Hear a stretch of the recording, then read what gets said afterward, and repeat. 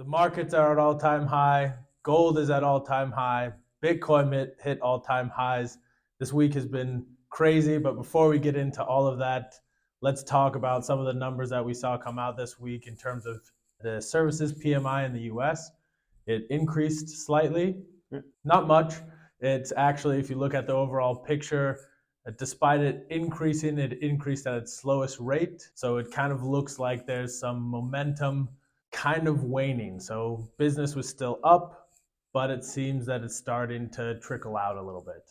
Yes, that's correct. And I mean, it's encouraging in a way that it was higher than the forecast was, but still it is, as you said, losing momentum. And at the same time, always when you have like such an encouraging development or number coming out, you see on another side, for example, non-farm employment change, which was worse than expected. And so it becomes quite hard to give way or the right amount of weight to these numbers to get a picture out of it, how to position yourself. Yeah, and I think as we kind of look around the world, we've talked about countries and their GDP growth throughout 2023, and the US obviously being the strongest in those. We saw Australia's GDP come out. I think over 2023 they were 1.4% in nominal terms up. So nothing exciting really there. No, it's not that exciting, but it shows how weak economies currently are. And at the same time, you have, for example, like China coming out saying in 2024 we want to grow by 5%, which is quite a high number if you compare it to what you see in other countries. And also like the 2% in America, they are fine, but a month back, I mean, the expectations were that going forward it will be 3%. So the expectations are coming down, numbers are coming down, it is losing momentum. So the question really is, so where do we find the bottom? And what is really interesting through this whole environment of negativity, I would say, we have, as you started the podcast with, we have indices, we have asset classes reaching new all-time highs. That's really interesting to see, especially as we see central banks kicking back, lowering their rates. I mean, we saw today, just minutes ago, Canada released that they're going to stay the same at 5%. And I think that really shows a picture of where the economy is and maybe a different place than where the market is standing and how it's been progressing in the beginning of 2024. Yeah, and I think it's like that central banks, they are very cautious. I mean, they have a lot of resources they can work with, but even for them, putting all together, it's really hard to come to a conclusion where everything goes, and they really want to prevent to lowering interest rates too early, risking another uptick in inflation, for example. Yeah, so jumping on right on, I mean, we saw gold hit 2,141. 41. Yeah. I mean, really high, all-time high, which is really interesting to see. It hit its last all-time high back at the end of 2023. Yeah. It's now, jumped again. And there is no specific reason for that. I mean, it started accelerating like this week and hit 2,140. And I mean, being honest, I didn't see that coming.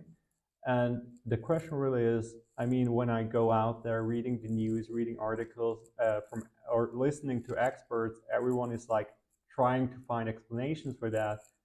But I mean, other than what we already know from the figures that are coming out and the economies that are weak, there is not really a lot to say why exactly right now gold is as high as it is.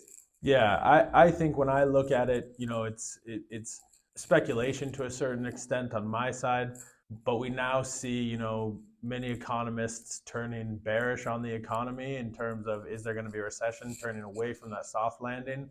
And could for me, it makes sense a little bit that gold jumps because now the media says, oh, maybe there won't be a soft landing, where we've been having that push for so long, and now it's kind of switched. They're starting to talk about a recession coming, and maybe the public's freaking out a bit and going into gold. Obviously, in times of uncertainty, gold can have the potential to move upwards. And I mean, on another note, the US market in particular, since it started its rally back in October 2023, it has reached a new all-time high.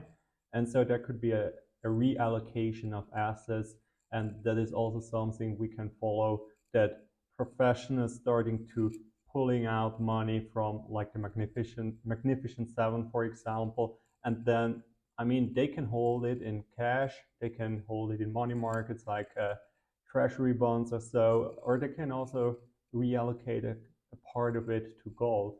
Yeah, and it's interesting to see, the discussing the markets and the incredible increase in value, of the S&P 500 and some of these indices, and even the I guess the management funds or the management companies with funds that are tracking these indices have huge amounts of assets.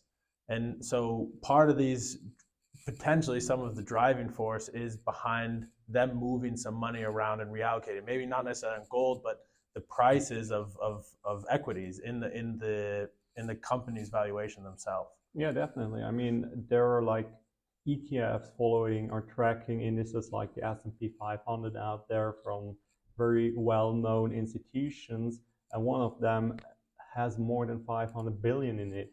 And if you think about it, it's still growing. I mean, if new money is coming in, they have to buy these investments, these companies, and it doesn't really matter whether they are overvalued. I mean, the technology sector is on a historical level, on the average, it is very or quite a bit overvalued.